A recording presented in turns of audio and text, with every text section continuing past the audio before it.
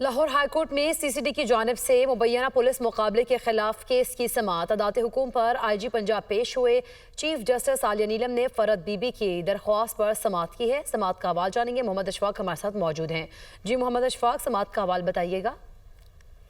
जी बिल्कुल, chief justice Lahore high court justice miss Aliya Neelam ने फरहत बीबी की दरख्वास्त पर समाअत की। दरख्वास्त गुजार ने पुलिस मुकाबले में बेटे को मारे जाने से मुतल्लिक लाहौर हाईकोर्ट से रजू किया था। तो चीफ जस्टिस मिस आलिया नीलम के रूबरू आईजी पंजाब अदालती हुक्म पर पेश हुए और इस मौके पर चीफ जस्टिस ने आईजी पंजाब की रिपोर्ट पर इत्मीनान का इजहार करते हुए सीसीडी को पुलिस मुकाबलों का जायजा लेने की हिदायत कर दी।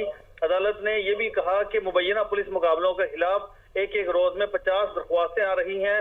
आईजी पंजाब पुलिस अफसरान के साथ बैठकर इसका जायजा लें ताकि आइंदा जाली पुलिस मुकाबला ना हो। इस मौके पर आईजी पंजाब की जानिब से रिपोर्ट पेश की गई कि गजनफर अली, जिसका पुलिस मुकाबला 22 अप्रैल को हुआ था, उस हवाले से जब रिकवरी के बाद उसको लेकर जा रहे थे तो पुलिस की गाड़ी पंचर हुई और फिर जो मुलजिम को जो साथी थे उन्होंने हमला कर दिया, जिसके नतीजे में वो मारा गया। तो चीफ जस्टिस ने आईजी पंजाब की रिपोर्ट पर इत्मीनान का इजहार करते हुए दरख्वास्त गुजार को कहा कि अब जब रिपोर्ट सामने आई है तो सारा केस मुख्तलिफ निकला है। आपने जो रिपोर्ट जो बातें बताई थी वो टोटल हकाइक के मुख्तलिफ थी। अदालत ने दायर दरख्वास्त निपटाते हुए आईजी पंजाब को सीसीडी के पुलिस मुकाबलों का जायजा लेने की हिदायत कर दी। ठीक है, बहुत शुक्रिया मोहम्मद अशफाक, आप हमें आगाह कर रहे थे।